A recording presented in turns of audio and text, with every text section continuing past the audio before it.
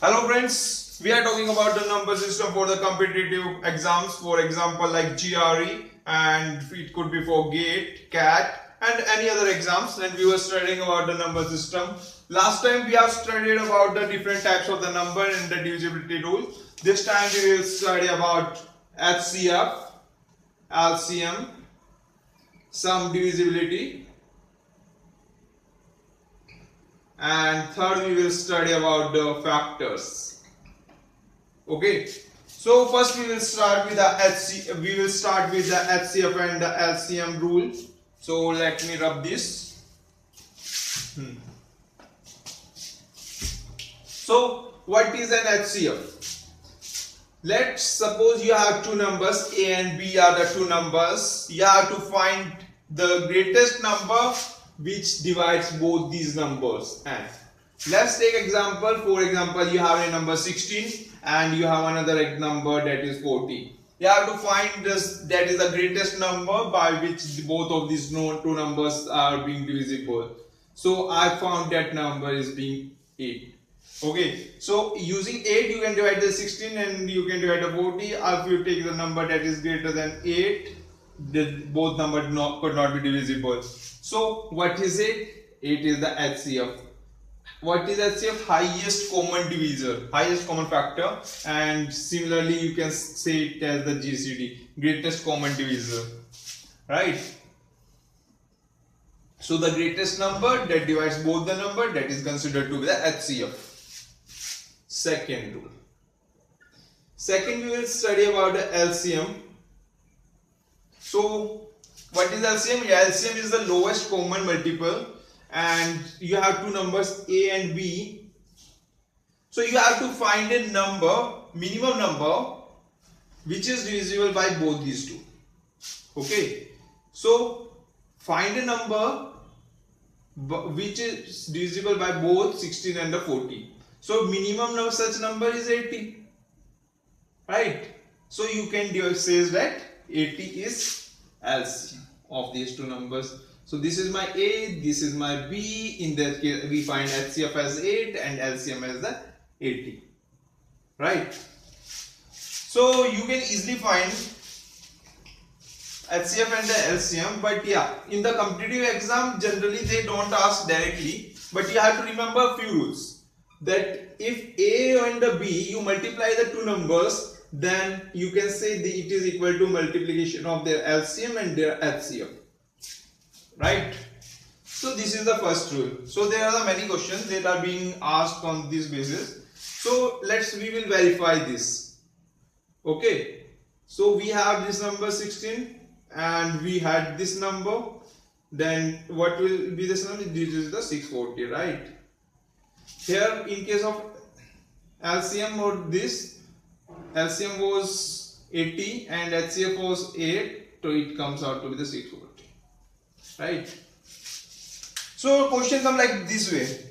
I have given you a number, I have given HCF and I have given the LCM. Then what is the another number? You can easily calculate by putting this equation, right? What is the second? Sometimes it comes calculate the LCM of a fraction.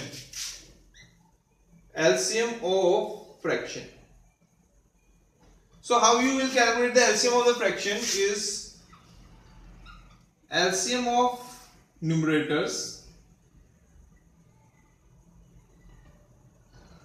by HCF of denominators. Right, so second rule is this. Similarly, if you have to calculate HCF of fraction, so here the rule will be HCF of numerators divided by LCM of denominators.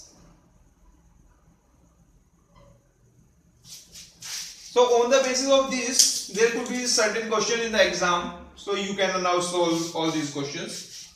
Now we will proceed further. Second topic. Yes. So here I will tell you three rules. First rule is a raised to power n plus b raised to power n. Okay, this is always divisible by a plus b for n is odd. Okay, so this equation always will be divisible by a raised to power b. For example, sometimes in exam this comes a raised to power 23 plus b raised to power 23 is divisible by a plus b. Okay, you have to tell true or false. This is divisible by a plus b. Yes, it is divisible because for n it will be divisible. Second rule, a raised to power n plus b raised to power n will never be divisible by a minus b. Okay, so a raised to power n plus b raised to power n will never be divisible by a minus b. So if a raised to power 26 plus b raised to power 26, if someone asks is divisible by a minus b, no, you will clearly say no, right? So third equation is a raised to power n minus b raised to power n is always divisible by a minus b. So you have to remember all these three rules. That will be helpful to quickly solve the questions. Yeah, so now we will talk about the factors of composite number. Right? So we have studied last time what is the composite number. Composite number, any number that is the greater than 1 and it is not a prime number. So then we will say composite number. Let's n is a composite number. Okay, you can write a composite number as the multiple of the prime numbers. So start with the let's p1 is a prime number, p2 is another prime number, and the p3 another number, and similarly like you reach to the pn, and each has some power lambda 2, lambda 3, lambda 4. Then their factors will be, the number of the factors will be lambda 1 plus 1 multiply lambda 2 plus 1, similarly lambda n plus 1. So multiplication of all these will be the total count of the factors there. So let's take some example. 12 is a composite number, right? So I can write 12 is like 2 raised to power 2, it is a 4 into my 3 raised to power 1, right? So I have written like this. So what will be the total number of the factors of 12? So it will be 2 plus 1 into my 1 plus 1. So I have taken the power plus 1 multiply the power of this. So it will be 3 into my 2, total factors will be 6. So should I check if actually the factors are 6 or not? So I can write 12 factors: 0, 1, 2, 3, 4, 6 and 12. So these are the standard, but 0 is not a factor, right? We will start from 1. I have written mistakenly. Yeah. So total count of the factors is 6 and we have calculated the 6. So yeah, we have validated our theory, and therefore we will today do much more questions on the basis of this. Okay. Okay, let's do some questions on the basis of this. We have written 360, and the question comes in the exam where how many factors 360 have. So you will divide it. So you will first write into the multiple of the prime numbers. How you will write it? So better go in this way. I prefer this. 90, 2, 45, 3, 15, 3, 5. So you can now easily write 2 raised to power 3, 3 raised to power 2 into my 5 raised to power 1. Okay, now you can rub it.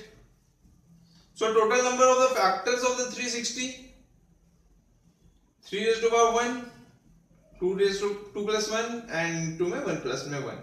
So it will be 4 into my 3 into my 2, 12 to your 24.